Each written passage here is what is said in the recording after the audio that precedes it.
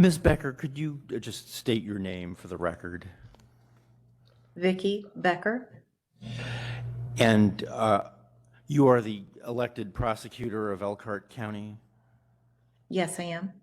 Okay. Now, the prosecutor has no role in the internal disciplinary affairs of the Elkhart Police Department, does it? No, no role at all. Okay. But you attended portions of Ms. Phillips' disciplinary hearing in October 2022. Isn't that correct? Yes. Do you recall what portions of that hearing you attended? I cannot give you specific portions. No, I was there for quite a bit of testimony. Now, this is not something you would normally do as prosecutor, is it? No, it is not. Okay. Did you ask that the hearing not be publicly broadcast?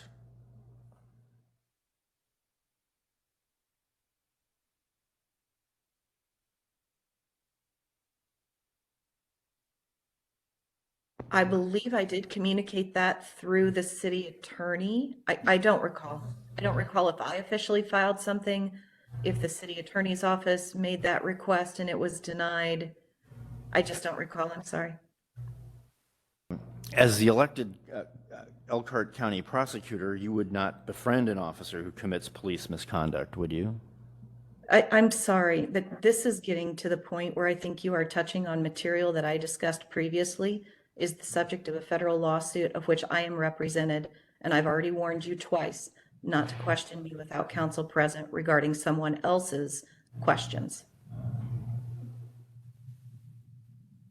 Ma'am, these are my questions. I'm not answering your questions on this as I am not a friend of Joy Phillips. Well, you did write a letter for her, but you didn't write one for Carl Conway, who's been determined by the Court of Appeals to provided false testimony. I'm looking for the distinction. As I indicated previously, the distinction is that when things are very publicly known, there is no obligation of a prosecutor to have to disclose those kinds of things because they are so readily known. And that is based upon decades of case law as well as, other things that are applicable in the law. When things are not as well known or it's not as easily able to be found, then the state absolutely has to disclose those things. So that's what discriminates the two situations. And since the Board of Public Safety hearings, whatever they were, the Board of Public Safety, I believe, hearings were not widely disseminated, the state felt it was necessary to put Chief Seymour on notice that we would have to make these disclosures going forward, but also to basically indicate that there were ways around it. You cannot say what Joy Phillips was dishonest about specifically. No, I have no personal knowledge about the facts and circumstances that were the underlying subject matter of those hearings. So I can't go there, and I'm not going to. It's not my place to determine whether or not she was accurate in her facts or not. Then how could you write that letter? How could you say that Joy Phillips has no credibility to testify in court because of a reputation for dishonesty when you have no knowledge whether she said anything that was untrue? Mr. McQuarrie, I'm sure you are familiar with the rules of evidence, and I'm sure you're familiar with the rules of cross-examination. A reputation for dishonesty is grounds for cross-examination. Specific instances of conduct are not. Therefore, the reason I wrote the letter was to put Chief Seymour on notice that they're her supervisors and they were testifying that she had a reputation for dishonesty in her community. It does not require that I have public or personal knowledge about the underlying facts and circumstances of that subject investigation. It merely was that I was a witness and I observed that her supervisors believed that she had credibility issues. That is a problem, and that is what I have to disclose. I don't make the rules. I simply, follow as best as I can. So you can write a potentially career-destroying letter saying that someone is dishonest without knowing that the person actually said anything untrue. Mr. McQuarrie, you have that letter.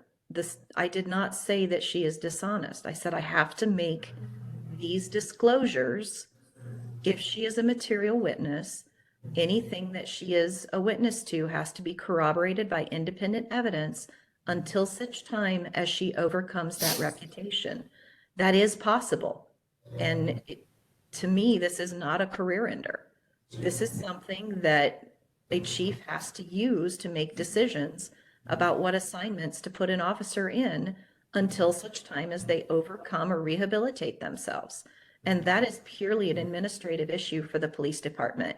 It is nothing about which I have any control.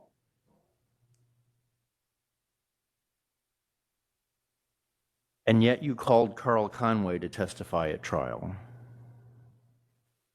I never called Carl Conway to testify at trial about Joy Phillips. There hasn't been a trial.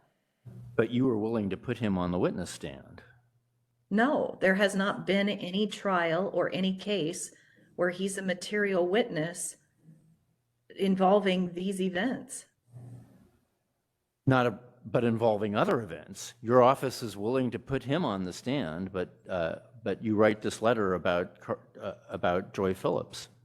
No, Mr. McQuarrie, as I've talked to you, Mr. Conway had credibility issues that arose during that other unrelated event, and he was no longer a witness that would be called as soon as that happened.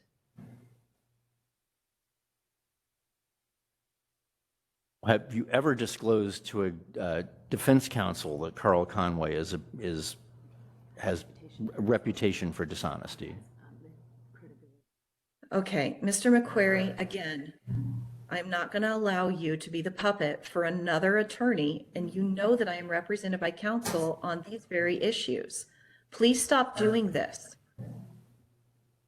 This has nothing to do with Mr. Conway, as he's never been a material witness after his reputation has been affected. So he was never called, so that never had to be disclosed.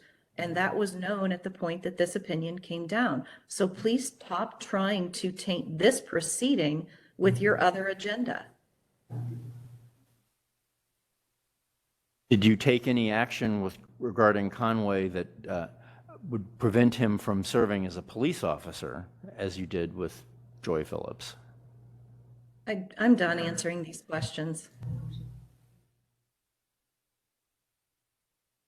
In fact, you didn't take any action regarding to him comparable to the action you took with Joy Phillips. The circumstances are completely different. Ms. Phillips was still a detective.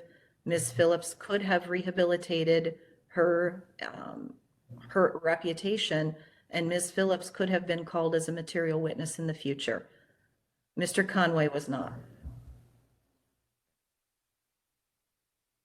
I have no further questions. Thank you, ma'am.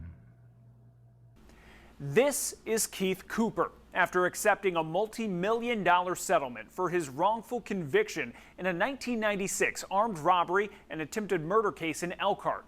It's the largest wrongful conviction settlement in Indiana history, costing taxpayers $7.5 million. The cost for Cooper, more than 7 years in prison, away from his family, serving time for a crime he didn't commit. Now, Cooper's attorneys say he and others were targets of a rogue group of cops inside the Elkhart Police Department, dating back more than 30 years, known as the Wolverines. And Cooper's attorneys believe the actions of the Wolverines may soon make Elkhart per capita the exoneration capital of the U.S. So what is being done today for people put in prison by members of the Wolverines? And if there was a pattern of misconduct, what is being done to investigate possible wrongful convictions for people still sitting in prison?